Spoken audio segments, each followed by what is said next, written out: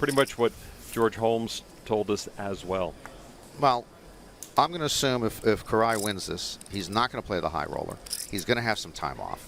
He told us that when he was a kid, he read a lot. He read stuff like Brave New World in 1984. So with that time off, I'm simply going to recommend to him like 4 or 5 nice fiction books. Just read basics. Read The Great Gatsby by Fitzgerald. Read Beloved by Toni Morrison. Read Crime and Punishment by Dostoevsky.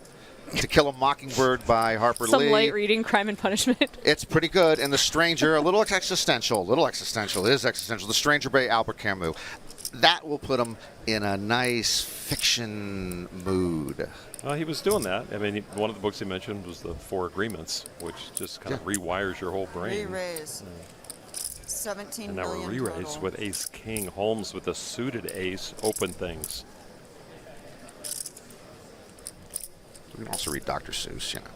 It's 50 words. And nice colors. That first Dr. Seuss book was, he wrote on he got a bet from his publisher. The Cat in the Hat? Is Yeah. that the one? I believe What was it's the bet? I think that he said I could write a book in 50 words or less or something. That's pretty cool. I like that Let me idea. double There's check some that. beautiful Dr. Seuss artwork in a museum, or it's a retail store also, but it's like a museum in Heavenly Valley, South Lake Tahoe area. That just, oh my gosh, the artwork is beautiful from those books. And an ace for both. And here we go. Yep, and this pot has been inflated by Aldemir. And Holmes just hit this too hard to be able to fold on just the flop. A lot of turn cards can get him into even more trouble. Any hearts or any straight cards.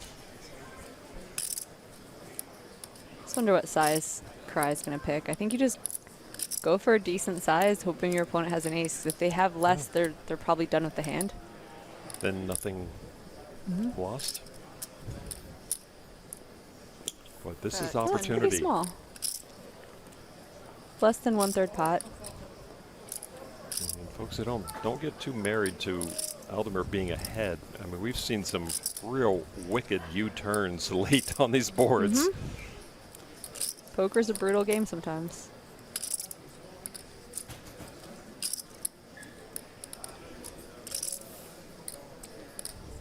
Maybe, I don't know. I mean, would he bet enough to get Whoa. raised? I was going to No say. way. If he bets small enough, maybe he hopes to get raised. Holmes does step into it. Yeah, I do not like this. 28 You're- million now. This raise just strengthens your opponent's range so much. And you do have an ace. Top pair is really good heads up. But when it's been 3-bet pre-flop, and then you get let into, your hand just isn't that strong anymore. And yeah, him raising to 28 million is pretty much ensuring that Aldemir would fold out any 10s that he's beating. And that he's going to come along with hands that are strong, like ace, king, ace, queen. Two pair type hands, yeah. There it is. Maybe a misstep by the amateur Holmes, and Aldemir will play it probably as perfectly as it could be played from this point out. So much on the line here with this monster pot.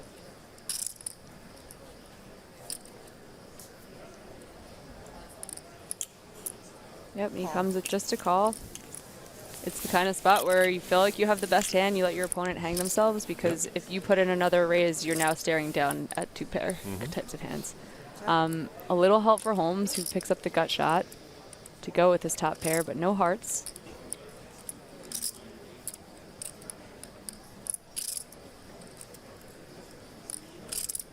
Aldemir checked this time, having seen willingness from Holmes to put chips in the pot.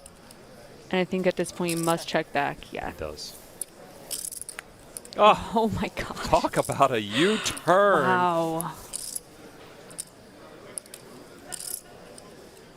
92 million, and Holmes just rivered Aldemir.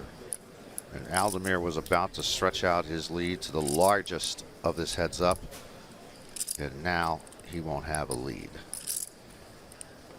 And he's faced with just a kind of gross decision. Do you still try to do a little tiny value bet, block bet? No tiny bets are left. It's so hard because it's like this board is just So terrible for you. Yeah, there is no tiny bet. I just mean in relation to the pot, if you throw out 20 million. I know what you meant. Yeah, it's just... You just really are sick if you're Koray and you check and you're faced with 60 million. Do you have to pay off? Because the way it played out, you're so unlikely to have a 9, you convince yourself that you should call. But why would he feel different about this river card? I mean, we know what it is. Why would we? No, it is tiny. Tiny block bet. He goes for less than 10%. 9 million. This is cool. Really freezes up your opponents. He should feel different about this river card because the way the hand is played, he's so unlikely to have 9s in his range. So he has to worry about Holmes just seizing that opportunity to bluff at it. And it might be a huge bet. And then you talk yourself into calling because you go, well, it's obvious I don't have a 9.